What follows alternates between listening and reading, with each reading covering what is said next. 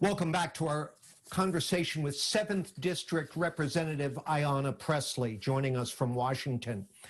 Congresswoman, sometimes members of Congress are kind of reluctant to weigh in on Beacon Hill issues, but you are definitely an exception to that. You came out the other day, for instance, in favor of passage of the House-Senate compromise on police reform, despite objections to key parts of the package, especially their refusal to abolish the qualified immunity doctrine that makes it nearly impossible for victims of alleged police brutality to sue their attackers. Is this the old Ted Kennedy doctrine in effect? Take half a loaf if that's all you can get and go back for the other half later?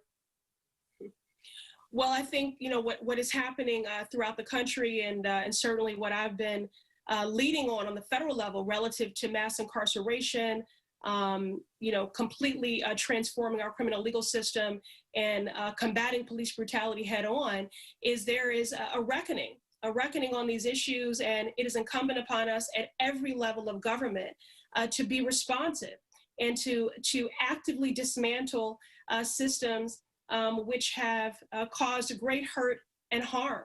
And so this bill is long overdue, and I want to give credit where credit is due to the activists and the advocates and the impacted families and the lawmakers in particular who led on pieces of this legislation to tackle these long overdue reforms, around decertification, around no-knock warrants and chokeholds, around discriminatory facial recognition, around addressing the growing school to confinement pathway and making sure that we are disrupting that and combating the criminalization of Black and brown children in our schools.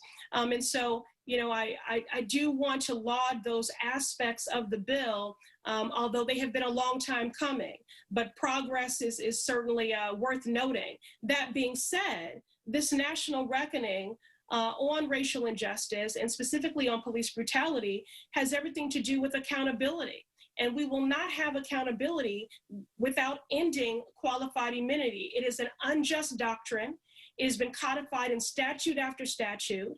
And so there can never be justice for these families, John, because true justice would mean they would still be with us, but there must be accountability. And if you have a standard and a code of conduct, and if that isn't honored, there are repercussions for doctors and for lawyers when it comes to negligence and malpractice, then we should have that when it comes to law enforcement, and we must end qualified immunity. I introduced federal legislation to do that, and so I do believe on this particular tenet, which is critical to accountability, the bill did fall short.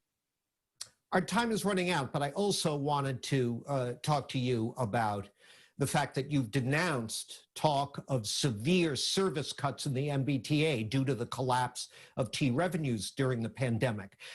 What's your alternative? Well, I've been fighting on the federal level. I mean, transportation is an issue that I've been leading on since I arrived at Congress.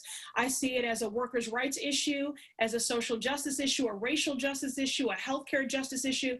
It is a disability justice issue. And that is why I did stand in protest against the cuts for the E-line. I was in community with activists, hearing from veterans about how devastating this would be for them in terms of accessing healthcare, hearing from essential workers, hearing from families about how this would make it impossible for them to have food access. And so at any time, but especially during a pandemic, we should be making more robust investments, not cuts. Furthermore, this will likely increase the spread of the virus if we have, less, if we cut service, that means that you have fewer options for people, and so you have people congested.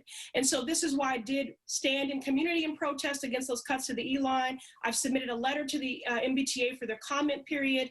In Washington, I introduced the Freedom to Move legislation with Senator Markey. I've also founded the Future of Transportation Caucus to completely reevaluate how we fund public transit.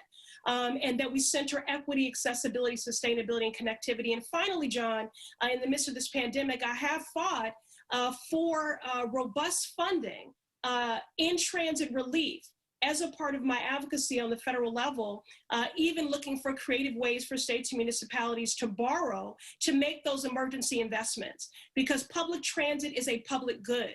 And we should be making more investments in it during this pandemic, but it is critical to an equitable economic recovery as well. I wish we had more time. There's so much more to talk about here, but I do appreciate the time we do have. Congresswoman, thanks very much. We appreciate you joining us.